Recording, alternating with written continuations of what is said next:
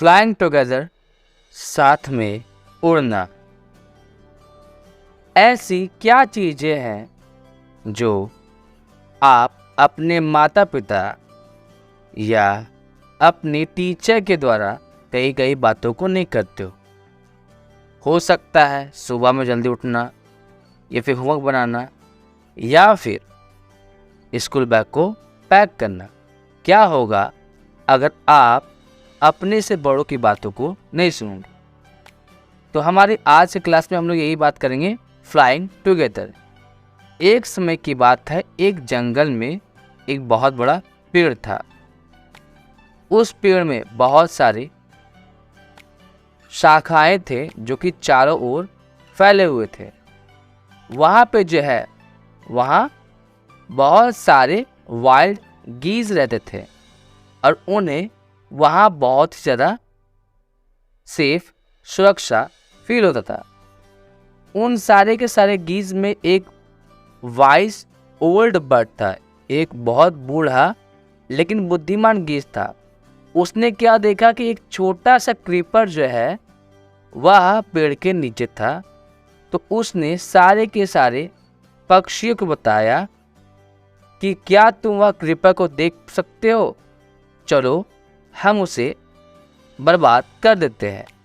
जिस पे एक गीज़ बोलता है कि हम उसे बर्बाद क्यों करेंगे, वह तो कितना छोटा है, वह हमें क्या नुकसान पहुंचा सकता है।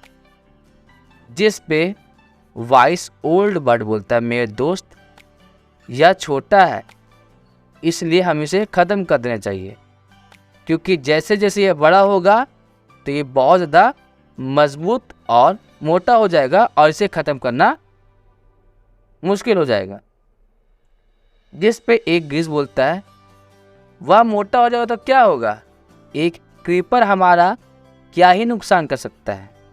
जिस पे वह ओल्ड वाइस बर्ड, बुद्धिमान बर्ड बोलता है, तुम्हें दिखाई नहीं दे रहा है, क्रीपर जो है अगर वह बढ़ेगा तो वह हमारे पेड़ के ऊपर भी आ सकता है और उस क्रीपर का इस्तेमाल करके कोई हमारे पेड़ के ऊपर चढ़कर हमें ख़त्म कर सकता है। हो सकता है हंटर, शिकारी आ जाए और हम सब लोगों को ख़त्म कर दे। चलो इसमें कोई घबराने की बात नहीं है, सारे के सारे गीज़ बोलते हैं क्रीपर तो भी बहुत ज़्यादा छोटा है और उसे बर्बाद करना तो गलत बात होगा। जिस पे वही ओल्ड वाइस बर्ड बोलता है क्रीपर अभी छोटा है, इसलिए इसे ख़त्म करना आसान है, लेकिन अगर किसी तरीके से बढ़ गया तो इसे ख़त्म करना बहुत ज़्यादा मुश्किल हो जाएगा और हम इसे काट नहीं पाएंगे।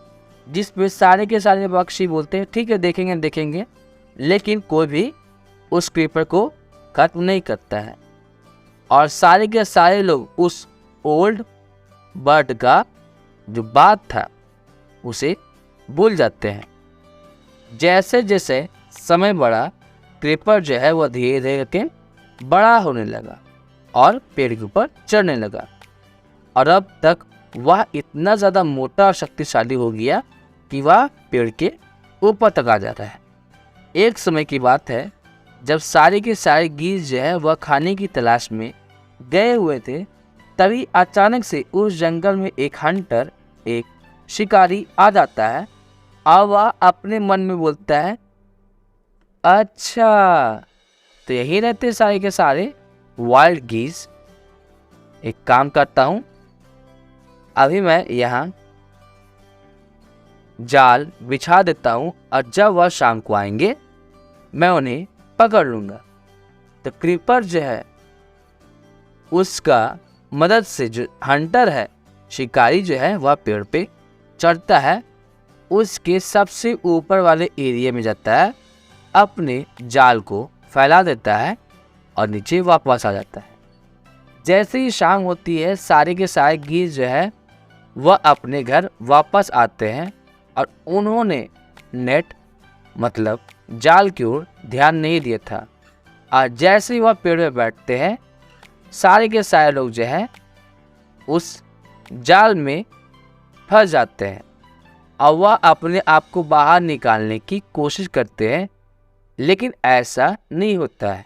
और सारे के सारे गीज़ बोलते हैं, हमारी मदद करो, हमारी मदद करो, हम लोग शिकारी के जाल में फंस चुके हैं, अब हम लोग क्या करेंगे। जिस पे वही वाइस ओल्ड बर्ड बुद्धिमान गीज़ बोलता है, इतना हड़बड़ाने की बात नहीं है, मैंने तो तुमसे बहुत पहले ही कहा था कि इस क्रीपर को ख़त्म कर दो, लेकिन तुम लोगों ने तो मेरी बात सुनी नहीं।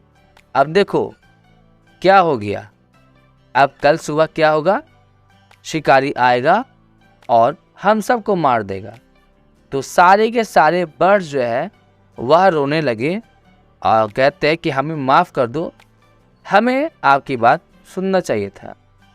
अब बताइए अब हमें क्या करना पड़ेगा।